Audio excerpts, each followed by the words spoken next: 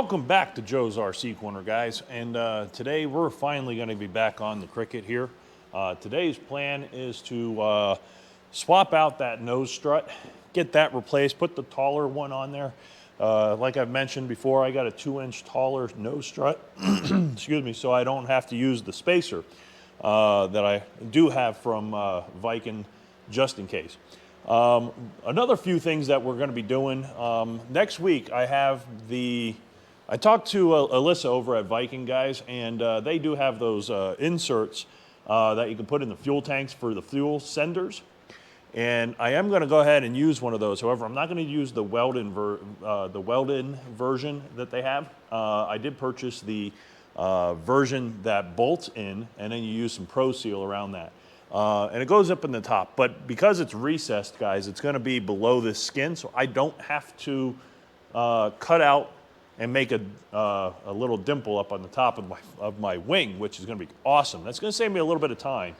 So we're going to go ahead and do that next week when those get in, and then we'll start finishing up that wing with the fuel tank, getting that all plumbed, figuring out where I need to put my nipples there on the side of the tank, on the side of the fuselage, and then go from there. That's the plan. That's our next steps. So what we're going to do first is we're going to go ahead and take the cowl off the Cricket, get the top and the bottom, remove that, get it out of the way. Haven't decided yet whether I'm going to take the prop off. Probably, maybe, I don't know. We'll see.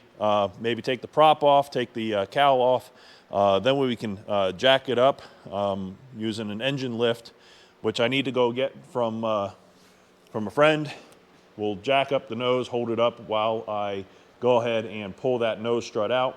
We're going to go ahead and then drill out the new one and bolt it in place and get that slipped in place, get the right tension on it, and call that done. So that's the plan, guys. We're going to go ahead and get started, get to work on that.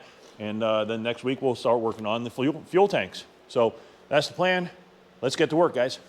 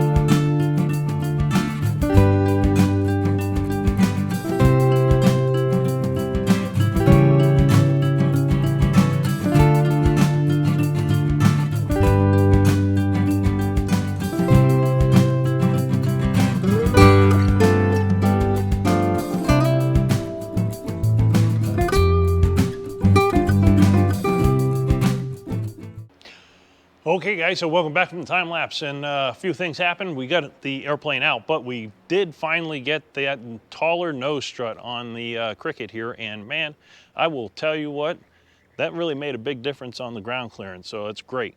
So let me go ahead and turn around and we'll take a look. So as you can see, here she is. Moved her outside. I got to clean up the hangar because we have the inspection coming up here, but as you see, much more ground clearance here. I can get, you know, a whole up to my wrist there, much better. So that's a 2-inch lift on the nose strut that I got from, thank you, Roger at Zenith. Got me that. So really appreciate that one. Came out really good. Got it painted, got it bolted, and we're good to go now. So that's all set, ready to go. Put the cowl back on now. And she's looking really nice there. I love the stance now, a little bit nicer. So she sits a little bit tail low now, but not too much. As you can see, it's not too bad. So that part's done. So next things we got to work on, guys. So tomorrow we're going to be cleaning up the hangar for the inspection for our airport. But next things, we're going to be working on here is, well, I got to think about it because I'm still waiting on some parts from Viking for my fuel sender. So I'll start working on the tanks probably this week, but won't be this weekend. What we'll end up working on next probably is maybe setting up some of the wiring maybe and drilling out the hole for my fuel lines to go through. I'm trying to get that fuel line all set up inside, going back and then down into the header tank. Maybe we'll work on that next, I'm not sure. We do still have some cleaning up to do around this edge right here, and most importantly, you can see where my black line is, where I need to trim it back. Then we'll get all these drilled out to final hole size and get that prepped. I do need to order a access panel that I'm going to put here so I can inspect my pulleys for my elevator. I do have another weather stripping piece that I'm going to be putting here, so that'll look nice and finish that edge off. We do still have quite a bit of work here in getting everything rigged up.